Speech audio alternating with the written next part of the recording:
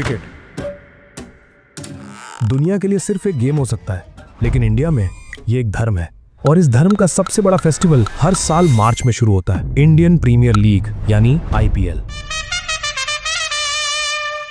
20 overs का ये cricket format इतना फास्ट, इतना फ्लैशी है कि एक बार मैच शुरू हो जाए तो 3 घंटे तक तुम्हारी आंखें स्क्रीन से हट नहीं पाती। लेकिन क्यों? क्योंकि इस गेम को बनाया ऐसे गया है कि तुम इसे छोड़ ही ना पाओ। इस लीग के लिए तुम सिर्फ फैन नहीं हो, तुम एक प्रोडक्ट हो जिसे अगले 60 दिन तक हर रोज बेचा जाएगा। इस लीग के मालिकों ने तुम्हें 10 अलग अलग ब्रांड्स में बांट दिया है। CSK, MI, RCB, KKR।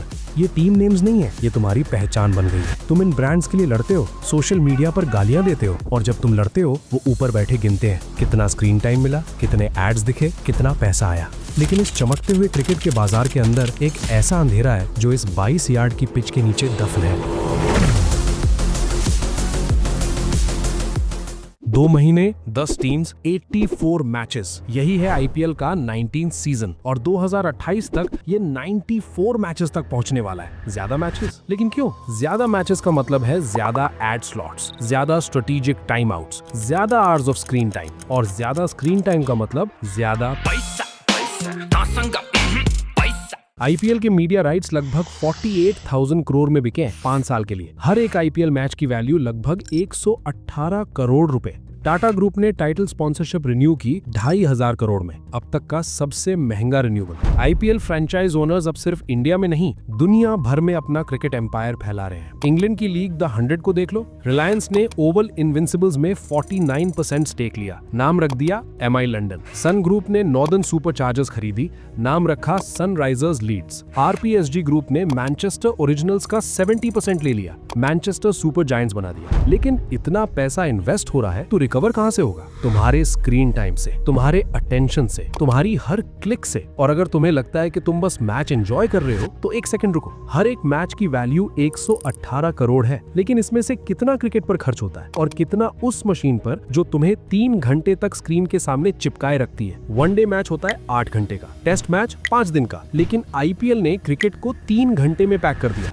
क्यों? क्योंकि तुम्हारा अटेंशन स्पैन कम हो रहा है, इसलिए हर चीज फास्ट है। Fast bowling, fast runs, fast results. तुम्हारा दिमाग डोपामिन रिलीज करता है जब छक्का लगता है, जब लास्ट बॉल पर मैच जीता जाता है। और ये डोपामिन हिट ये एक्सीडेंटली नहीं होता, ये डिजाइन किया गया है। इन 3 घंटे के मैच में हर ओवर के बाद एड्स, इनिंग्स के बाद ब्रेक, उसमें भी कंटिन्यू एड्स, फिर 10 ओवर्स के बाद 3 मिनट का स्ट्रेटेजिक टाइम आउट जो एक्चुअली स्ट्रेटेजिक नहीं है। एक मैच में एवरेज 80 से 100 एड्स चलती हैं, 3 घंटे में 100 एड्स। और लास्ट आईपीएल सीजन तक इन एड्स में क्या दिखता था? Fantasy gaming apps, betting platforms. तुम्हारा फेवरेट क्रिकेटर स्क्रीन पर आता था और बोलता था क्रिकेट नॉलेज से सिलेक्ट करो अपनी टीम और खेलो क्रिकेट दिमाग से। लेकिन अगस्त 2025 में इंडियन पार्लियामेंट ने एक लॉ पास किया, Prague act, to move that the promotion and regulation of online gaming bill 2025 be taken into consideration, जिसने हर उस प्लेटफॉर्म को बैन कर दिया जो रियल मनी में बेटिंग या फैंटेसी गेमिंग ऑफर करता था। ड्रीम 11, जिसके 260 मिलियन यूजर्स थे, ने कैश गेम्स बंद कर दिए। BCCI के साथ स्पॉन्सरशिप डील टूट गई। आईपीएल का 40% एड रेवेन्यू जो फैंटेसी कंपनी से आता था वो रातों रात गायब हो गया। लेकिन क्या गैम्बलिंग खत्म हो गई?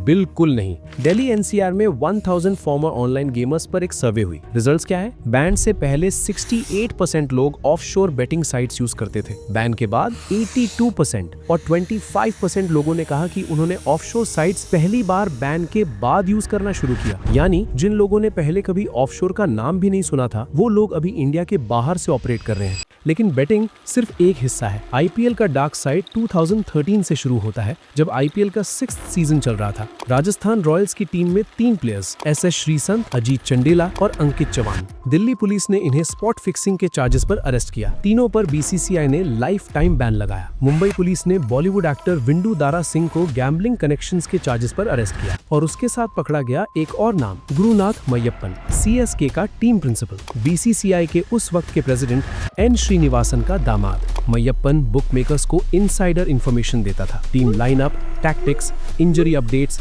Pitch conditions. और सबसे खतरनाक बात, दिल्ली पुलिस ने बताया कि ये सब कुछ ऑर्गेनाइज्ड क्राइम के तहत चल रहा था। इन सभी लोगों पर Maharashtra control of organised crime act लगाया गया। सीएसके और राजस्थान रॉयल्स दोनों को 2 साल के लिए बैन किया गया। सुप्रीम कोर्ट ने इस मामले में लोढ़ा कमेटी अपॉइंट की। कमेटी ने कहा बीसीसीआई का कोई भी ऑफिशियल आईपीएल फ्रैंचाइज में बिजनेस इंटरेस्ट नहीं रख सकता, लेकिन आईपीएल का फाउंडर ललित मोदी, जिसे बीसीसीआई ने मिसकंडक्ट और फाइनेंशियल इरेगुलरिटीज के चार्जेस पर लाइफ टाइम बैन किया, उसने राज शमानी के पॉडकास्ट फिगरिंग आउट में वो सब बोला जो सालों से दबा हुआ था। मोदी ने बताया कि सीएसके के एन श्रीनिवासन ने डिमांड की थी कि ऑक्शन में फ्लिंटॉफ के लिए कोई टीम बिड ना करे ताकि वो उन्हें सस्ते में मिल जाए। और सिर्फ ऑक्शन नहीं, अंपायरिंग भी। मोदी ने कहा कि श्रीनिवासन चेन्नई बेस्ड अंपायर्स को सीएसके के मैचेस में असाइन करता था। 2024 में ईडी ने फेयर प्ले नाम की एक बेटिंग वेबसाइट के खिलाफ बड़े रेड्स किए। ईडी ने कहा कि ये website illegally IPL cricket matches broadcast करती थी और ऑनलाइन बेटिंग करवाती थी। ईडी ने इस केस में अब तक 117 करोड़ के एसेट्स फ्रीज किए हैं। ईडी ने अलेज किया कि फेयर प्ले ने बोगस शेल बैंक अकाउंट्स के जरिए फंड्स कलेक्ट किए, फिर उन पैसों को हांगकांग, चाइना और दुबई की ओवरसीज शेल एंटिटीज में भेज दिया। 400 से ज्यादा शेल बैंक अकाउंट्स यूज किए गए थे। ईडी ने 2025 में former Indian cricketer Suresh Raina और शिखर धवन के 11 करोड़ के एसेट्स अटैच किए इल्लीगल बेटिंग साइट 1xBet के इन्वेस्टिगेशन में, और दोनों के एसेट्स सीज्ड क्योंकि वो ऑफशोर बेटिंग एप्स प्रमोट कर रहे थे।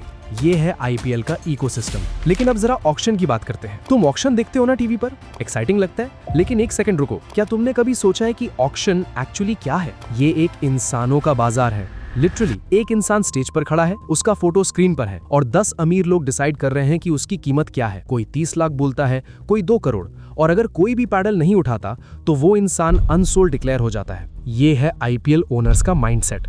अब बात करते हैं कुछ ऐसी चीज की जो दिखाती है कि आईपीएल सिर्फ क्रिकेट नहीं, ये पॉलिटिक्स का टूल भी है। आईपीएल 2026 के ऑक्शन में केकेआर ने बांग्लादेशी फास्ट बॉलर मुस्तफिजुर रहमान को 9.2 करोड़ में खरीदा, लेकिन बांग्लादेश में हिंदू माइनॉरिटीज पर वायलेंस के बाद इंडिया बांग्लादेश रिलेशंस टूट गए। 3 जनवरी 2026 को बीसीसीआई सेक्रेटरी देवाजीत साइकिया ने अनाउंस किया, रीसेंट डेवलपमेंट्स की वजह से बीसीसीआई ने केकेआर को इंस्ट्रक्ट किया है कि मुस्तफिजुर रहमान को रिलीज करें। सनराइजर्स हैदराबाद की सिस्टर फ्रेंचाइज सनराइजर्स लीड्स ने द 100 के ऑक्शन में पाकिस्तानी स्पिनर अबरार अहमद को साइन किया, और वो पहला पाकिस्तानी प्लेयर बना जिसे किसी इंडियन ओन्ड फ्रेंचाइज ने पिक किया। मैं ये नहीं कह रहा कि आईपीएल मत देखो, क्रिकेट एक अच्छा गेम है, टैलेंट है, एंटरटेनमेंट है, और काफी मोमेंट्स ऐसे होते हैं जो जेन्युइनली अच्छे लगते हैं। बस इतना कहना है कि जब सोशल मीडिया पर किसी प्लेयर को अब्यूज करते हो, एक बार सोच लो कि ये पैशन है या ओवर रिएक्शन, और जब कहीं पैसा लगाने जाओ थोड़ा सोच समझकर डिसीजन लो। जय हिंद।